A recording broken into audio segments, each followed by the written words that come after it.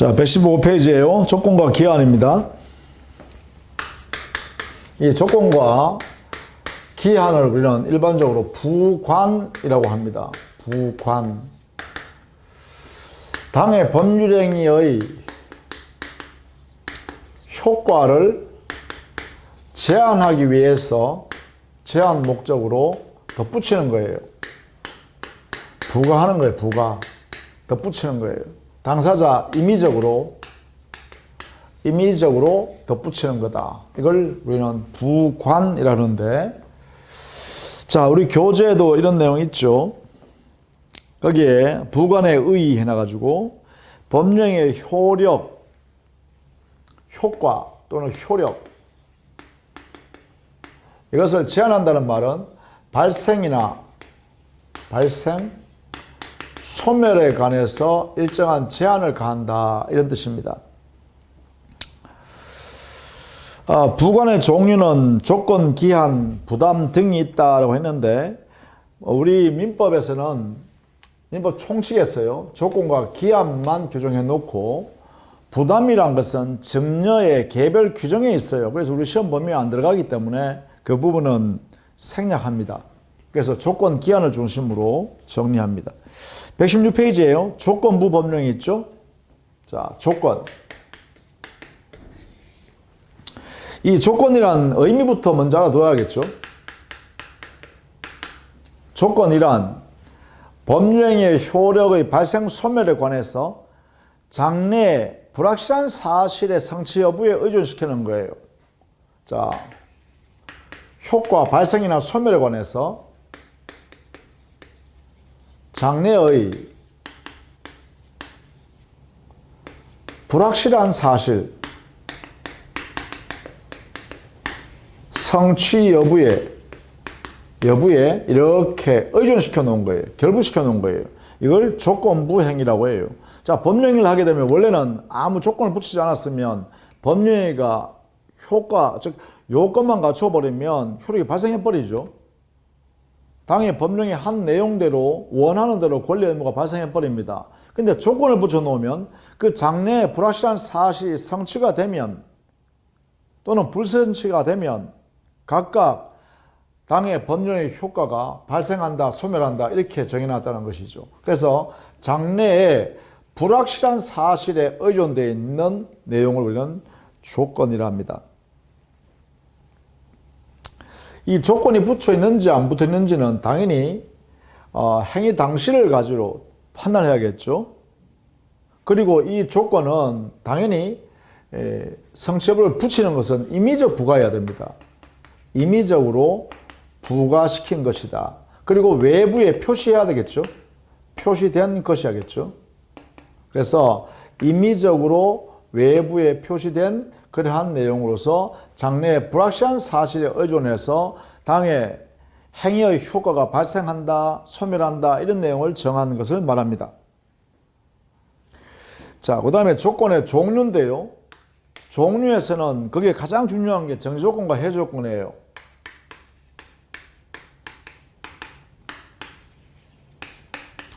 정지조건과 해제조건, 이 두 가지를 반드시 알아둬야 돼요. 이거는 워낙 중요한 것이죠. 이 장래에 불확실한, 성취 여부가 불확실한 사실 있죠. 이게 성취가 됐을 때 효력이 발생한다는 의도를 붙여놓은 것을 정지조건이고, 이 불확실한 사실이 성취됐을 때 당의 법령의 효과가 소멸한다라고 붙여놓은 것을 해조건이라고 해요.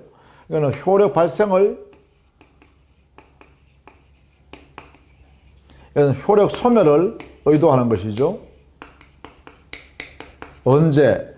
불확실한 사실이 성취가 되었을 때 효력이 발생한다. 성취가 되었을 때 효력이 소멸한다. 이렇게 당사자가 의도해서 조건을 붙였을 때 정지조건, 해제조건이라고 해요. 따라서 여기에 효력 발생을 당사자가 의도했을 때는 정지조건이라고, 효력 소멸을, 즉 이미 발생되어 있는 효력을 소멸시킬 의도를 붙였을 때 해제조건이라 한다. 이 내용은 반드시 알아두셔야 됩니다. 정지조건과 해제조건은 워낙 중요하다.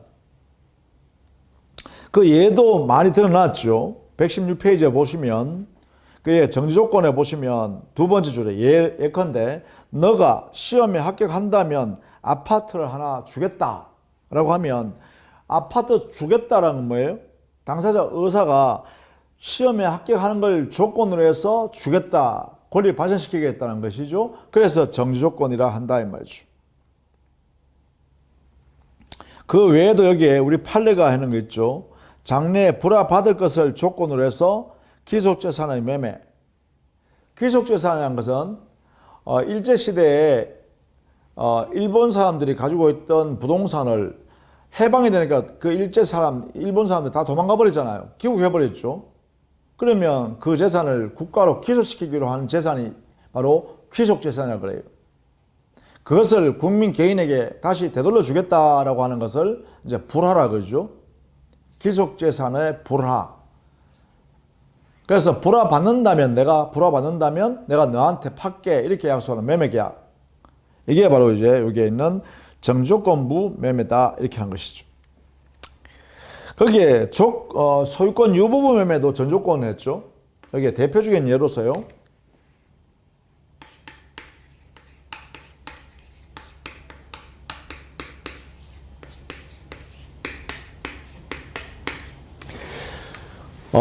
매수인이 대금 완납을 정지조건으로 해서 소유권을 넘겨주겠다라고 하는 내용으로 계약을 하는 것을 소유권 유보부 매매라고 해요. 그래서 소유권 유보부 매매는 이 매매 내용이요, 정지조건부로 매매 계약을 체결한 것이다. 이때 정지조건의 내용은 매수인이 대금 완납한다는 장래에 불확실한 사실이 성취되면 소유권이 이전된다라는 효과이기 때문에 정지조건이다 이렇게 하는 거죠. 소유권 유보부 매매, 정지조건부 매매다.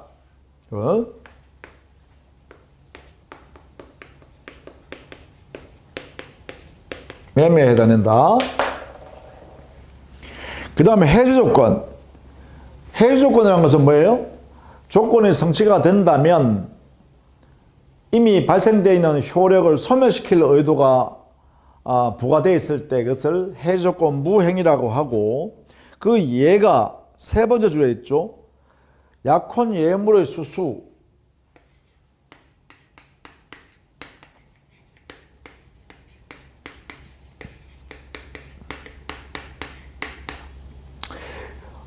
이 약혼 예물을 수수한다는 것은 정려의 성격인데 반대급부 없이 정려, 재산권을 상대방 넘겨준다는 것인데, 만약에 장차 나와 혼인하지 않는다는 사실 성취가 된다면 내가 소유권 넘겨줬던 그 정려한 재산, 예물을 다시 돌려받겠다라는 의도를 가지고 주는 거다 이렇게 보는 것이죠. 그래서 약혼 예물의 수수는 해지조건부 정려예요. 정려의 성질이다 라고 판시하고 있어요. 이때 해지조건은 장래의 혼인 불성취, 장래에 혼인을 성립시키지 않는다면 이게 해지조건이에요. 여기는요, 정조건의 내용이 뭐죠? 여기는 매수인이 장차 대금을 완납한다면 이런 내용이에요. 자, 이렇게 표현할 수 있고, 그 다음에 적극 소극 조건 했는데 이것은 외계의 변화를 적극적으로 요구하게 되면 적극 조건이라고 그러고, 외계의 변화를 초래하지 않는 것을 조건으로 하면 소극 조건이라고 그래요. 내일 눈이 온다면, 내일 비가 온다면, 그러면 오늘은 아직 비가 안 와. 오늘 눈이 안 와. 근데 내일 비가 온다면, 내일 눈이 온다면 이것은 외계의 변화를 초래하는 것을 내용으로 하는 조건이죠. 이걸 적극 조건. 오늘 비가 계속 오네요. 그러면 내일 비가 계속 온다면 그건 뭐예요? 그것을 우리는 그 현상이 그대로 존재하는 것이니까 별도로 변화가 없죠. 이걸 우리는 소급 조건이라고 한다. 그 다음에 수의 조건과 비수의 조건. 여기는 수의 조건, 비수의 조건 개념만 알아두시면 되겠는데, 특히 수의 조건을 좀 알아두시기 바랍니다. 수의 조건이란 어느 일방의 의사에 의해서 의사에 의해서 조건 성취 여부가 정해지는 것. 이거는 일방의 의사입니다. 일방의 의사에 의해서 조건 성취 여부가 정해지는 것을 수의 조건이라 해요. 그런데 이 수의 조건 안에는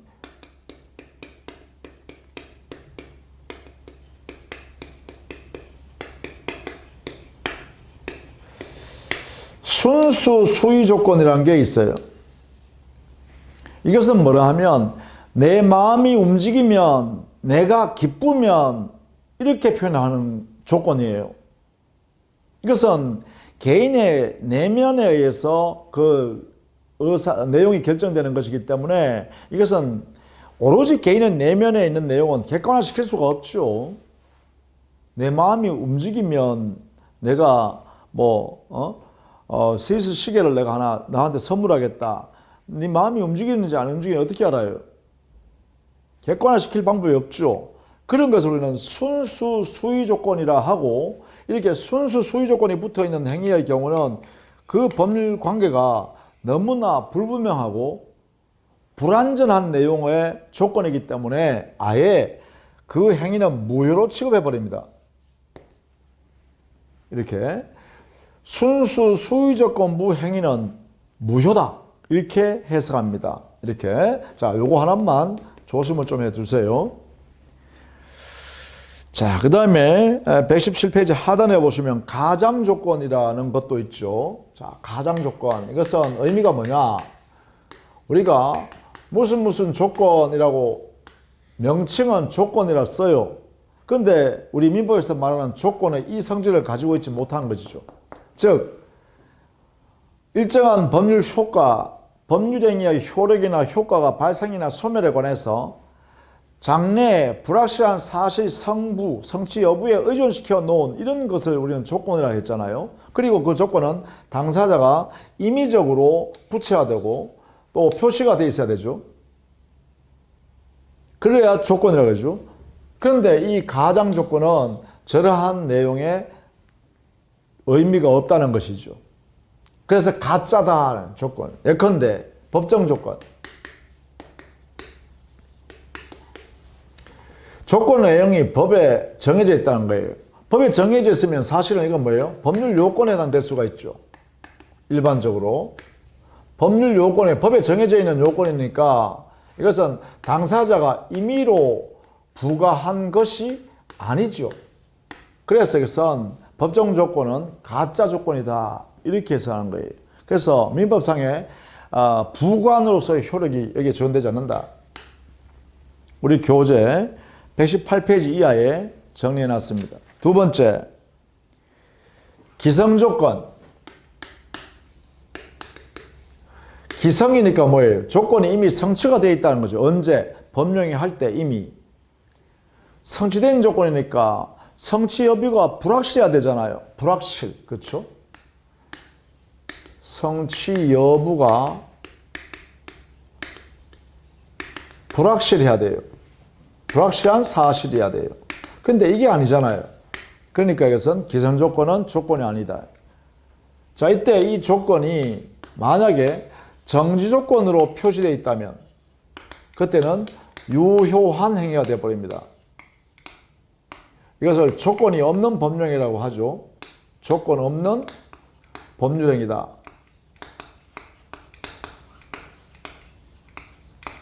이렇게 표현해요. 정지조건이란 말은 조건이 성취가 되면 효력이 발생한다는 거잖아요. 그런데 알고 보니까 조건이 성취가 되어 있으니 이미, 그러면 효력을 발생시키기만 하면 되죠. 그래서 유효다, 이렇게 하는 것이죠. 그런데 만약에 이 조건이 해제 조건과 이렇게 결합되어 있다 라고 하면 이것은 무효인 행위가 되어버립니다. 왜냐하면 보세요. 해제 조건이라는 것은 이 조건이 성취가 되면 효력을 소멸시킬 것이죠. 장차. 그런데 이미 성취가 되어 있기 때문에 소멸 효과가 그대로 발생하면 되죠. 그래서 무효예요. 즉 효력을 발생시킬 수 없다는 것, 처음부터. 그래서 정지 조건이 해제 조건과 결합되어 있다면 무효인 법률행위가 된다. 무효행위입니다. 무효행위. 이렇게. 자, 요것을 알아두셔야 됩니다. 요거. 기성조건이 정조건과 결합되면 유효한 행위로서 조건이 없는 법령이다. 기성조건이 해제조건이면 무효다. 그래서 이것을 우리는 이렇게 해석해도 무방합니다. 기성조건, 조건이 이미 성취가 되었으니까 플러스 효과, 즉 효력이 발생할 수 있는 여건을 갖추었다. 이렇게 해석할 수 있겠죠. 또 정조건이라는 것은 당사자 의도가 조건 성취가 되면 효력이 발생한다 했으니까 역시 효력이 발생할 요건이죠. 플러스로 표시하면 되겠다. 그리고 해지 조건은 조건이 성취되면 효력을 소멸할 의도잖아요. 그럼 소멸한다는 것은 효력을 없애버리니까 마이너스 효과다. 이렇게 해석하죠. 이렇게 해석해서 각각 기성조건과 정조건을 곱해보세요. 이렇게. 또 기성조건과 해조건을 이렇게 곱해보세요. 곱해보면 플러스와 플러스가 곱해지니까 플러스 효과가 발생하죠. 플러스 효과는 바로 효력이 발생한다. 유효다. 조건이 없는 법령이다. 이렇게 해석하자는 거죠. 또 플러스와 마이너스를 곱하니까 마이너스 효과가 발생하죠. 마이너스 효과는 무효라고 하자. 효력의 발생 제거하는 것이니까 마이너스라는 거죠. 플러스는 효력을 발생시킨다는 내용으로 해석하는 거죠. 그래서 플러스 효과가 나오면 유효, 마이너스 효과가 나오면 무효 이렇게 표현하는 것이다. 이렇게 할 수도 있겠죠. 자, 그 다음에 세 번째 불법 조건. 이 불법 조건이 붙어 있는 법률 행위를 했다면 이 조건 자체만 무효가 되는 것이 아니라 전체가 무효인 행위가 되어버립니다. 전체가 무효. 이렇게 되겠습니다. 왜냐하면 이 불법이라는 의미는 곧 사회질서 위반, 103조 위반의 내용을 가지고 있는 조건이에요. 조건의 내용이 사회질서 위반의 내용이에요. 그렇다면 이것이 여기에 영향을 미치니까 이 전부가 무효인 행위가 된다. 이래 되겠죠. 자, 그 다음 4번. 네 번째, 불능 조건이 있습니다. 조건의 성취가 실현 불가능하다는 것이 객관화되어 있다라는 것이죠. 그러면 이것도 불가능하니까 성취 여부가 불확실해야 되잖아, 원칙적으로. 그죠? 그러니까 이것도 역시 가장 조건이다. 근데 이 조건이 만약에 정지조건과 이렇게 붙어 있다. 그러면 조건의 성취가 된다면 효력이 발생하는데 조건이 성취가 불가능하니까 이것은 무효가 되겠죠. 이런 경우에는 무효인 행위가 되겠죠. 근데 만약에 이 조건의 불능 조건이 해제 조건과 이렇게 결합되어 있다라고 하면 조건이 성취가 되면 효력을 소멸시켜 버리잖아요. 그런데 조건의 성취가 불가능하니까 당의 효력을 소멸시킬 수 없는 상태로 유효한 상태로 그대로 남아있죠. 따라서 이런 경우에는 유효행위가 되겠다. 유효행위는 다른 말로 뭐라겠어요? 조건이 없는 법령이다 했죠. 조건이 없는 법령이다 이렇게 했습니다. 자, 이것도 보면 불능 조건이니까 조건의 성취가 없으니까 성취 불가능하니까 마이너스 효과다. 정조건은 조건의 성취되면 효력이 발생하니까 플러스 효과다. 그러면 곱하면 마이너스 플러스니까 마이너스 효과가 발생하죠. 그래서 무효다 이렇게 해석하자는 거죠. 또 불능 조건의 마이너스, 즉 효력이 발생할 수 없는 실현 불가능한 조건이니까 마이너스, 해 조건은 조건을 성취되면 효력을 소멸시키니까 마이너스 효과. 이걸 곱하면 어떻게 해요? 플러스 효과가 발생하죠. 마이너스와 마이너스 곱하니까 플러스. 그래서 유효한 법령이다. 이렇게 되겠죠. 자, 여기에 2번과 4번의 이 법 효과 부여하는 방법을 알아두셔야 됩니다. 이렇게. 유효, 무효, 무효, 유효. 이렇게. 요 조건 부과하는 방법을 알아두셔야겠습니다. 그 다음에 조건에 친하지 아니한 법령이 있어요. 즉 다른 말로 하면 조건을 붙이면 안 되는 법령이 있습니다.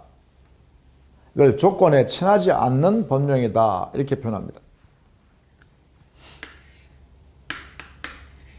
조건부 행위를 이렇게 하면 안 되는 이 행위는 성질상 이거 붙이면 안 되는 것, 이것을 조건에 친하지 않는 법령이 이렇게 표현합니다. 자, 이 행위는 어떤 것이냐? 여기는 첫 번째 단독행위예요.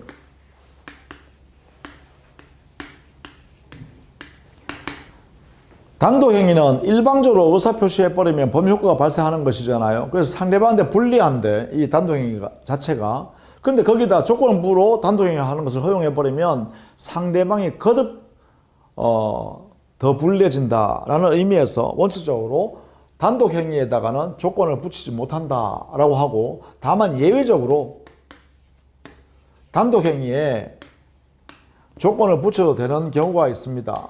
어떤 경우냐 하면 여기는 상대방에게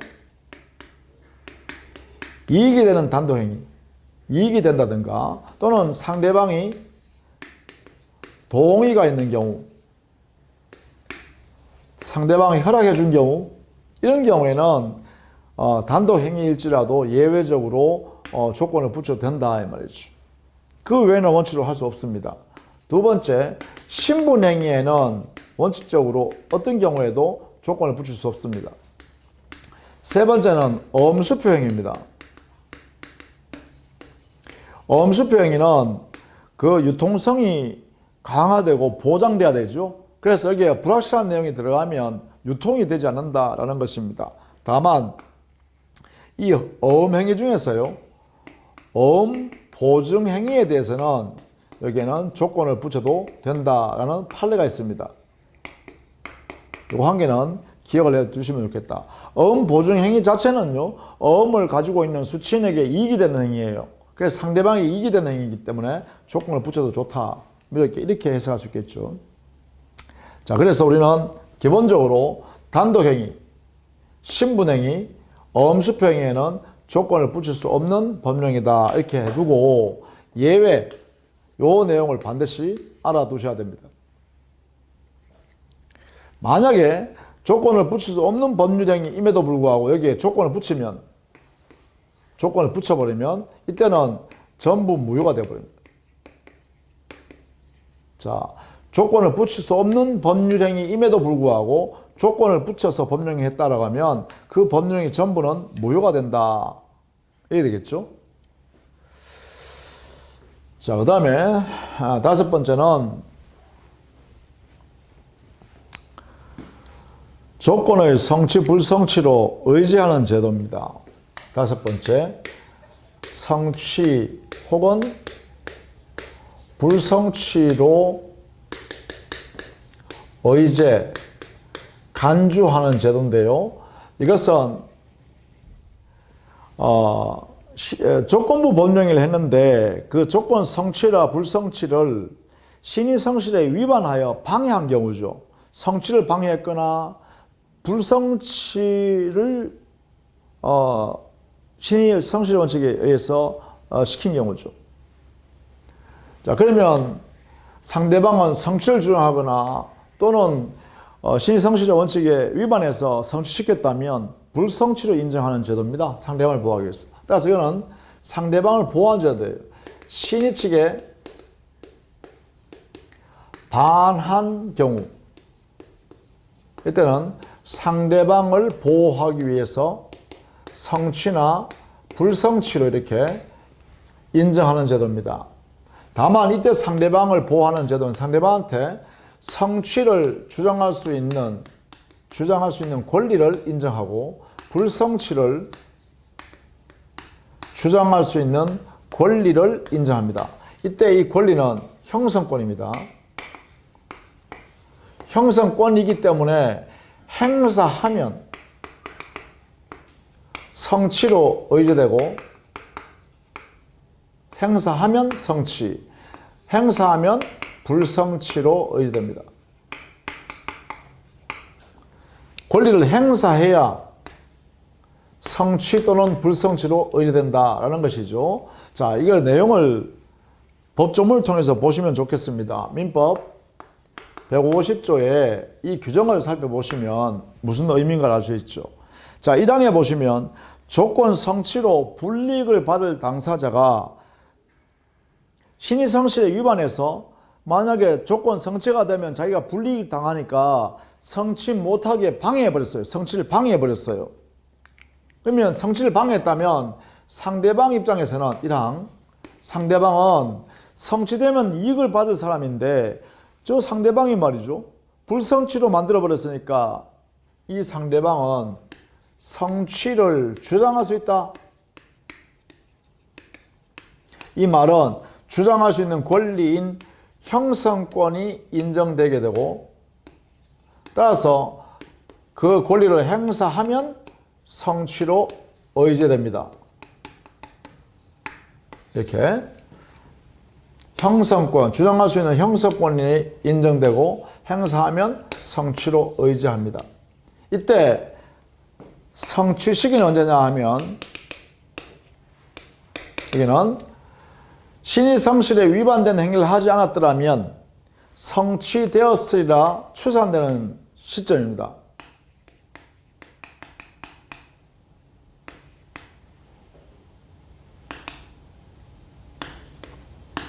추산되는 시점.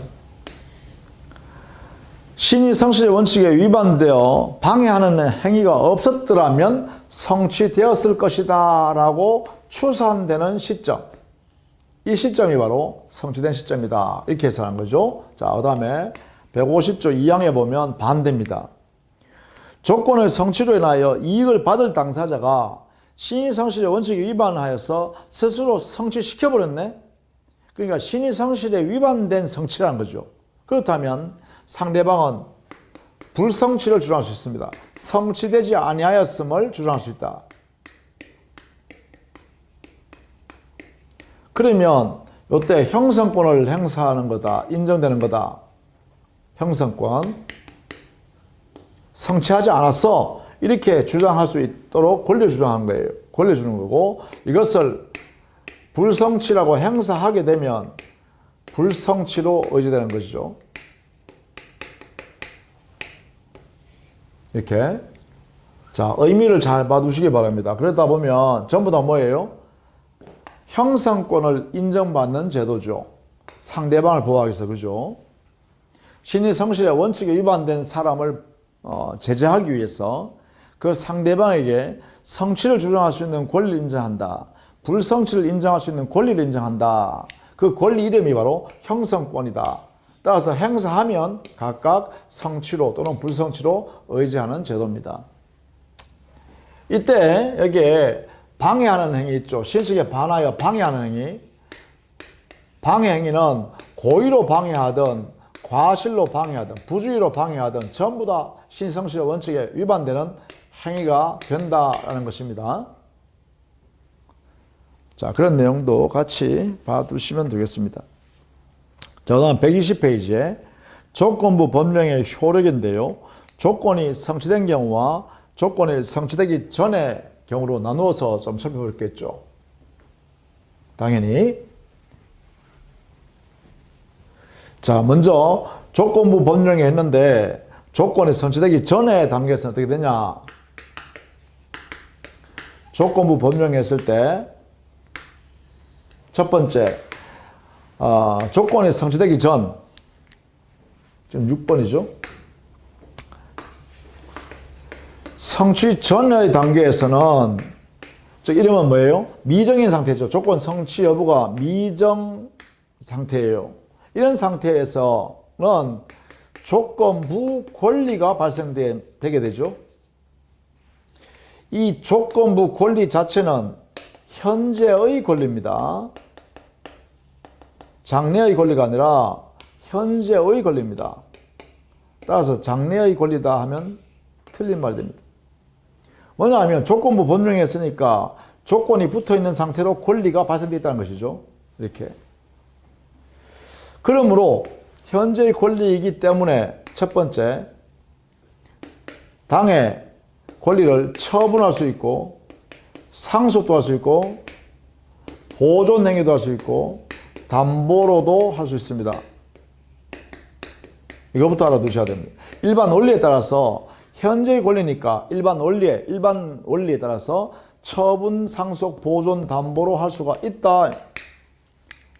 그리고 현재의 권리니까 이 권리는 침해하면 안 된다. 침해 금지.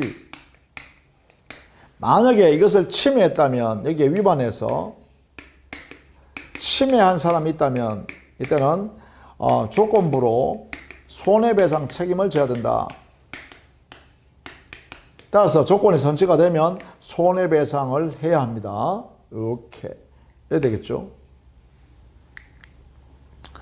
자, 이게 조건 성취 전의 효과가 되겠죠. 그런데 만약에 조건이 성취됐다면 어떻게 될까요? 성취된 경우에는 만약에 정지 조건으로 조건이 붙여져 있었다면 그때부터 성취된 그때부터 효력이 발생하겠죠.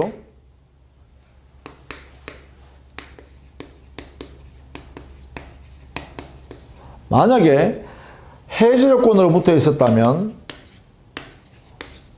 당연히 그때부터 효력이 소멸하겠죠.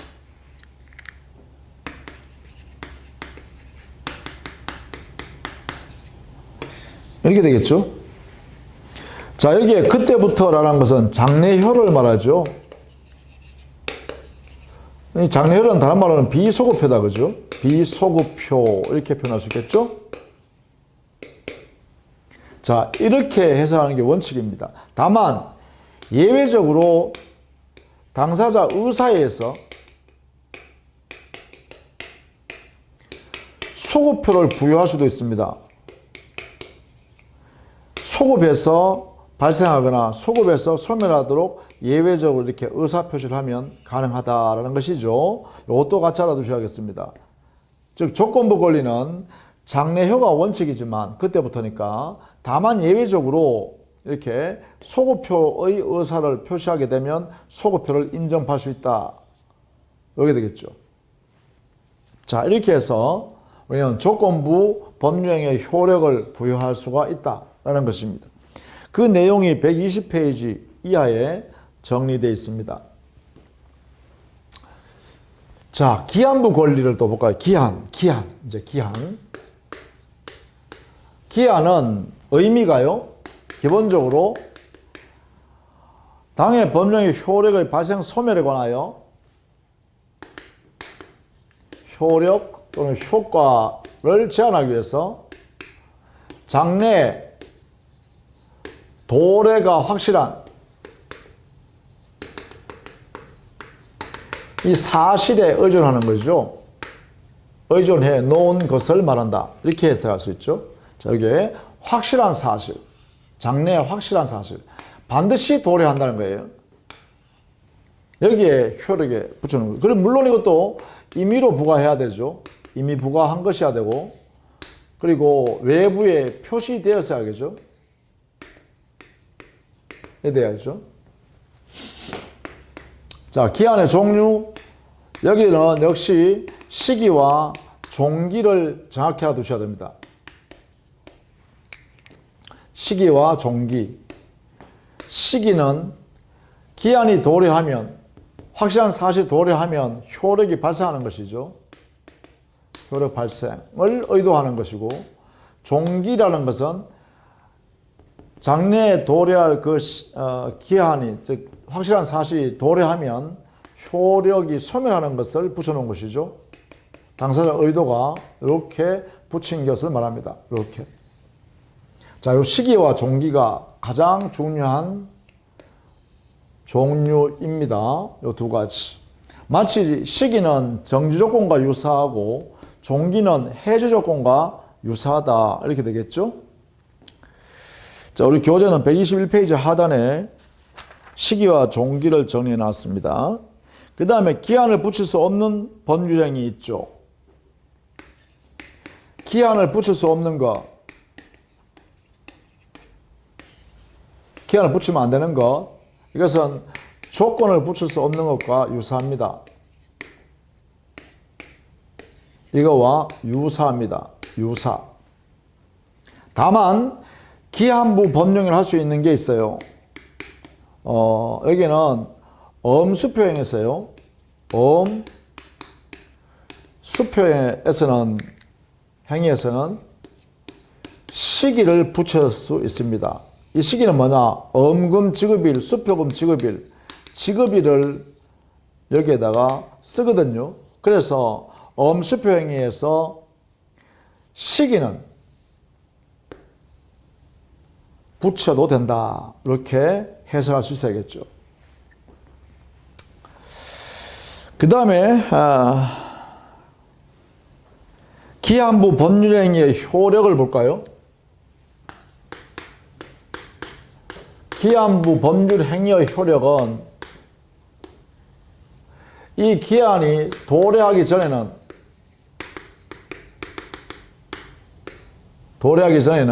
당연히 기한부 권리가 발생하죠. 이 기한부 권리는 현재의 권리다. 현재의 권리. 따라서 이 권리는 처분, 상속, 보존, 담보로 할 수가 있습니다. 그리고 두 번째, 침해하면 안 된다. 이걸 만약에 침해했다면, 위반된 행위했다면 기한부 손해배상을 책임져야 되죠. 기한부 손배 책임이 발생한다. 이렇게 되겠죠. 두 번째, 기한이 도래한 경우, 도래하면 시기부일 때는 그때부터 효력이 발생하겠죠. 효력이 발생합니다. 만약에 종기부일 때면 그때부터 효력이 소멸하겠죠. 자, 시기는 발생, 종기는 소멸. 자, 그때부터라고 했으니까 이것은 장래효죠. 자, 여기서 중요합니다. 이 장래효, 기한이 도래했을 때 효력은 장래효로 발생하죠. 이 장래효는 절대적입니다. 절대적 장래효, 절대적 비소요법. 다른 말로 하면 소급 약정을 할 수가 없습니다. 기한부 법률행위에서 당사자가 기한을 우리가 정했지만 이 법령이 한 날로 소급해서 효력을 발생이나 소멸하도록 하자 이렇게 합의하는 것은 효력이 없습니다. 그래서 이 장래효는 절대적입니다. 절대적으로 소급시킬 수가 없다. 만약에 소급시키려 했다면 이 약정은 무효인 약정이 됩니다. 이렇게. 자, 이때 우리는 기한에는 조건이 없는 기한이 도래함으로써 얻는 이익이 있습니다. 그걸 기한의 이익이라고 해요. 즉 기한의 이익이라는 것은 기한이 아직 도래하지 않았기 때문에 도래하지 아니함으로 인하여 얻게 되는 이익, 이것을 기한의 이익이라고 합니다. 도래하지 아니하였음으로 인하여 얻는 이익, 이것을 기한의 이익이라고 합니다. 이 기한의 이익은 첫 번째, 누가 가져가느냐 하면 가져가는 원리는 당의 법률행위의 성질을 가지고 판단하고 이것이 불분명하면 채무자의 이익으로 합니다. 채무자의 이익으로 하는데 이익으로 본다가 아니라 추정합니다. 채무자의 이익으로 추정한다. 자, 여기에 추정합니다. 추정. 간주하는 게 아닙니다. 두 번째, 이 기한의 이익은 기한의 이익을 가진 사람은 언제든지 포기가 가능합니다.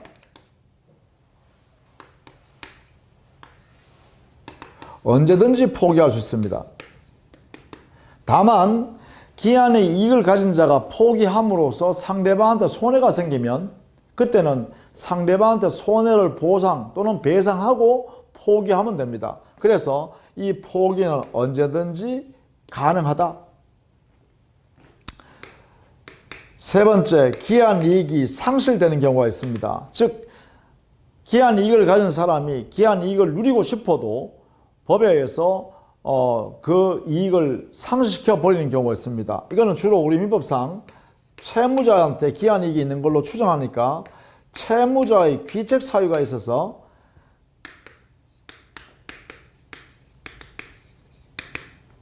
기한이익을 상실시키는 경우가 있습니다. 예컨대 채무자가 담보를 제공해 주기로 채권자한테 약속했으나 그 약정을 위반하여 게을리한 경우, 이행을 하지 않는 경우, 담보 제공하지 않는 경우 첫 번째. 두 번째, 이 채무자가 자기가 제공한 담보에 관하여 당의 담보의 가치를 손상, 감소, 멸시시킨 경우. 세 번째, 채무자가 파산된 경우. 이 세 가지가 채무자의 잘못이 있는 경우로서 그 채무자한테 기한이익이 있다 하더라도 상실되어 버립니다. 그러면 이 기한이익이 이런 채무자의 귀책 사유로 인하여 상실되었을 때 상실의 효과는 뭐냐? 효과는 채권자는 즉시 변제 청구권을 취득하게 됩니다. 요게 즉시 변제, 채무 변제하라 또는 채무 이행하라 라고 청구할 수 있는 권리를 취득합니다. 이게 발생한다 이거죠. 자, 채권자에게 즉시 변제 청구권이 발생한다. 이렇게 정리해 둡니다. 만약에 기한 이익에 관해서 별도로 당사자가 특약을 붙였다. 기한 이익에 관해서 어떻게? 만약에 채무자가 약속한 날짜에 채무를 제때 이행하지 않으면 기한 이익을 상실한다라고 특약을 붙였다. 기한 이익 상실 특약. 상실에 관한 특약을 붙였다. 채무 불이행한다면 기한 이익을 상실한다라고 특약을 붙였다면 이 특약의 내용은 우리 판례가 채권자한테 형성권을 하나 더 준다라고 해석하는 것이죠. 그래서 그러면 형성권적 기한이익 상실의 특약이다. 이렇게 해석합니다. 이게 판례입니다. 알아두시죠. 형성권을 채권자에게 하나 더 줍니다. 선택할 수 있는 권리로서. 예컨대 변제기 도래할 때까지 이자를 받으면서 채권자가 그대로 변제기까지 기다리겠다. 이렇게 할 수도 있고, 아니면 채무자가 지금 채무 불이행이라는 특별한 기한이익 상실 특약에 해당되는 사유가 있으니 지금 당장 변제라고 요구할 수 있는 권리도 함께 가지신다. 마음대로 선택할 수 있다. 이게 형성권을 하나 준다라는 것이죠. 그래서 형성권을 하나 만들어주는 기한이익 상실 특약이다 라고 우리 판례는 추정합니다. 이렇게 형성권 하나 만들어준다. 이렇게요. 기한이익 상실 특약이 있을 때 채권자에게 형성권적 기한이익 상실 특약으로 인정해서 형성권 하나 더 만들어주는 걸로 추정합니다. 이렇게 요 내용을 익혀두시면 좋겠다.